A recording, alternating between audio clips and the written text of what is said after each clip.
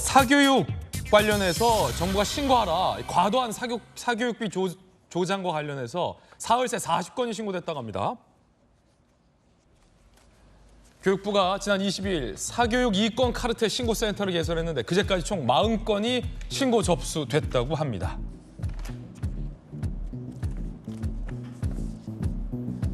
사교육업체 수능 출제 체제 간의 유착 의심 사례가 6건, 교재 끼워 팔기 4건, 교습비 초과 징수 4건 등등등등.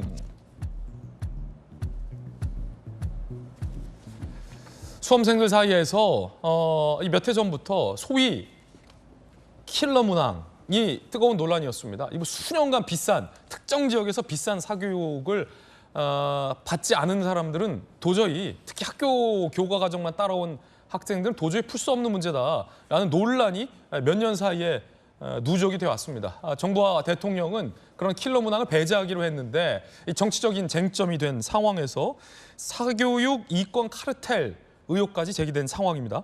사교육비가 이 국민들에게는 상당히 큰 부담이라는 언론의 보도도 많습니다. 사교육비가 식비와 주거비를 합친 수준 내지는 능가한다라는 지적도 오늘 제기됐습니다. 지난 1분기 중고교생 자녀 둔 가계소득 상위 20% 가구 월 평균 사교육비가 114만 3천 원. 해당 가구의 월 평균 식비는 64만 6천 원. 먹는 것 줄여서 애들 교육시키는 겁니다. 식비의 거의 2배. 주거, 수도, 광열비, 사는 주거비가 53만 9천 원이었어요. 해당 가구가 평균. 그러면 식비, 주거비 합치면 이거 얼마입니까? 117만 원 정도 되죠. 그러니까 거의 식비, 주거비 합친 수준이 사교육비로 나간다는 겁니다. 야, 그러면 이 부부 두 사람 맞벌이 따지면 한 사람 월급이 저거로 다 나가네요. 사교육비와 주거, 식비로. 만약에 여기에 대출까지 꼈다면 저축, 저금은 딴 세상 얘기가 되겠죠. 김수경 교수님, 아니 사교육비가 이렇게 많이 듭니까? 그럼요. 그리고 학년이 높아질수록 수학 한 과목, 국어 한 과목당 그 액수는 엄청나게 늘어난다고 해요. 저도 아직 아이가 중학생이라서 아직 그렇게까지 높지 않다고 해요. 저는 이미 많이 쓰고 있는 것 같은데도 고등학교 보내봐. 고등학교 보내면 진짜 월급이 통장에 들어오자마자 온기를 느끼기도 전에 그냥 나가버린다고 그렇게 얘기를 하더라고요. 온기를 느끼기 전에. 그렇죠. 통장에 잠깐 있다 그냥 나가버리는 거예요. 온통 다 사교육비로. 학원비가 진짜 사교육비가 비싸긴 해요. 정말 비싸요. 그리고 뭐 국어도 듣고 영어도 듣고 수학도 듣고 뭐 과학, 사회 뭐 이런 것까지 다 듣게 되면은 정말로 가처분 소득이 줄어드는 게 느껴질 정도로 너무나 힘들거든요. 그 이유는 이제 공교육 붕괴와도 연관이 깊다라는 거죠. 학교에서만 배우는 걸로는 도저히 수능을 잘 칠 수 없어서. 그렇죠. 그리고 공교육 선생님들도 어차피 너희들 학원 가서 다 배울 거잖아라고 하면서 어렵게 안 가르치는 거예요. 그렇다 보니까 학교 내에서 배워서 소화되어야 될 부분이 다 사교육에 떠넘겨지는 식이 돼버리는 거죠. 학교 선생님들도 치열하게 가르치지 않고 아이들도 학교에서 안 배우고 다 학원에서 배운다.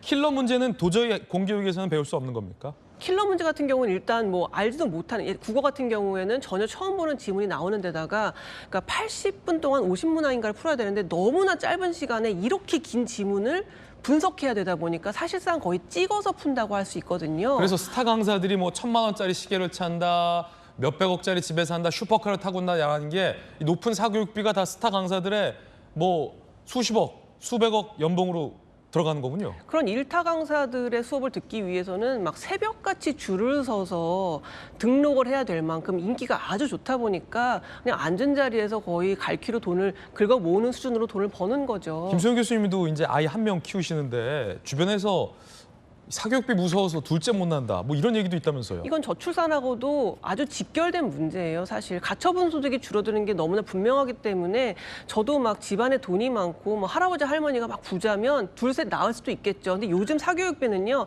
부모가 돈 벌어가지고 될 수 없는 수준이에요. 할아버지 할머니가 원래 부자여가지고 돈이 많은 사람들이나 영어 유치원도 보내고 이런 거거든요. 그렇기 때문에 그냥 평범한 중산층 같은 경우에는 하나 이상 낳을 때 상당히 고민을 하게 되죠. 이 아이를 결핍 없이 아이가 보내달라는 학원을 다 보내면서 키울 수 있을까? 자신이 없으면 둘째 못 낳는 거거든요. 이제 이렇게 이제 둘째를 낳을까 말까 고민하게 될 때 양가의 할아버지를 보게 된다. 요즘은 그게 대세라는 뭐 유행어가 돼 있을 만큼 할아버지 할머니가 얼마나 부자냐에 따라서 영어 유치원 같은 것도 보내는 거지 부모가 돈 벌어가지고 그 사교육비를 되기가 어렵다는 얘기들을 저출산 공공연히 문제도 해요. 이 사교육비 부담과 연관이 깊다. 당연히 그렇죠. 그렇군요. 교육 문제는 다른 부분에도 연동해서 문제를 일으키기 때문에 아마도 정부에서 굉장히 강력하게 드라이브를 거는 것 같습니다.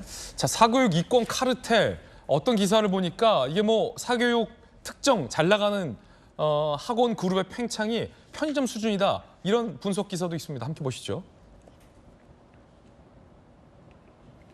지난달 기준 서울 소재 학원 총 24,284곳, 편의점 8,597개보다 약 3배다. 지난해 사교육비가 25조 원을 돌파했다라는 분석 기사도 나왔습니다.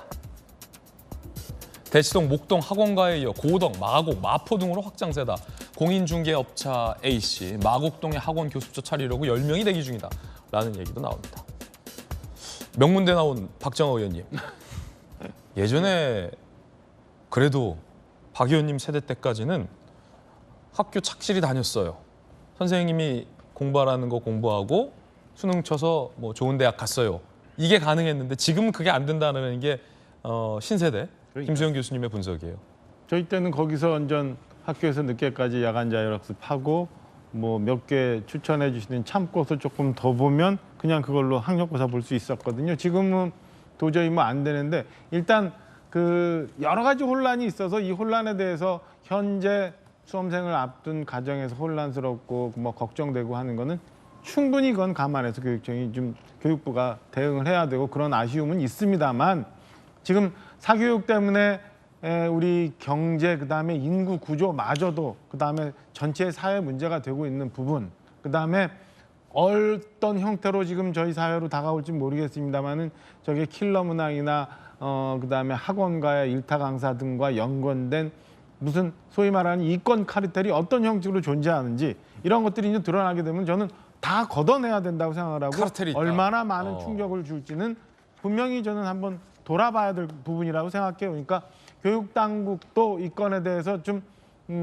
조심해서 다루어서 그다음에 차분하게 가야 될 부분은 지금 많은 국민들 걱정하는 부분만큼 좀 예. 조심하게 다루되 분명하게 정리해서 수면으로 드러내고 걷어내야 될 부분들에 대해서는 국민들한테 적극적으로 좀 해명을 해야 된다고 생각합니다. 그리고 저는 마지막 꼭 이 말씀 좀 드리고 싶은데요. 지금 그 수능이 어떤 식으로 문제가 출제가 되고 변화가 됐는지 모르겠습니다만 옛날에 제가 다녔을 때도 그렇고 지금도 공교육이 바로 서 있으면 이렇게까지 안 가도 돼요. 예. 고등학교에 있는 선생님들이 많은 준비하고 그래서 자기가 준비했었던 수업으로 아이들이 충분히 소화할 수 있다면 안 되는데 오히려 지금은 거꾸로 된 부분도 있는 것 같아요. 매일 보면 뭐 맨날 행정 업무에 힘들어서 공부 못 하겠다고 하고 아이들 학교에서 맨날 그냥 뭐 공부 열심히 안 한다고 그냥 방치해두고 했던 부분들은 우리 중학교 고등학교 선생님한테 문제는 없었는지 저는 예. 이 부분도 한번 돌아봐야 된다고 생각합니다. 자, 단견입니다만 상당수 사교육에 의존하게 된 것은 그만큼 이제 공교육이 먼저 붕괴됐기 때문에 이게 사교육 시장으로 흘러들어간 원인도 있다라는 생각이 듭니다.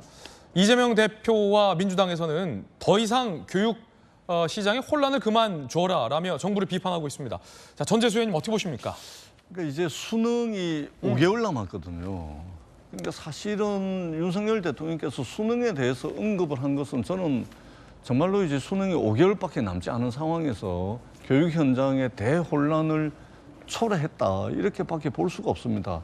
수능을 준비하는 학생, 학부모 또 시험을 출제하는 출제위원들, 교사들까지 가장 싫어하는 것이 뭐냐면 예측 가능성이 떨어지는 거거든요. 그렇기 때문에 입시의 예측 가능성을 최대한 높여서 입시의 공정성을 기하기 위해서 말하자면 수능이 어떻게 치러진다 이런 것은 4년 전에 이미 고시를 하게끔 돼 있는데 5개월 남겨놓고 대통령께서 쉬운 수능, 어려운 수능 이렇게 말씀을 해버리니까 이 난리가 난 것이죠. 그렇기 때문에 교육개혁을 기왕에 하신다 그랬으니까 우리가 이제 사교육비가 많이 드는 것은 경쟁교육 또는 대학이 서열화되어 있고 고등학교가 서열화되어 있는 이것을 전제로 하기 때문에 사교육비가 많이 들고 그런 문제가 있는 거 아니겠습니까? 그렇기 때문에 교육개혁이 어떤 큰 그림을 제시하는 그런 차원에서 접근을 해야 되는데 쉬운 수능, 예. 이게 어려운 수능 또는 킬러 문항 이런 식으로 접근을 해버리다 보니까 현장에 굉장히 혼란이 있는 것 같습니다. 이 5개월 남은 수험생들, 학부모들에게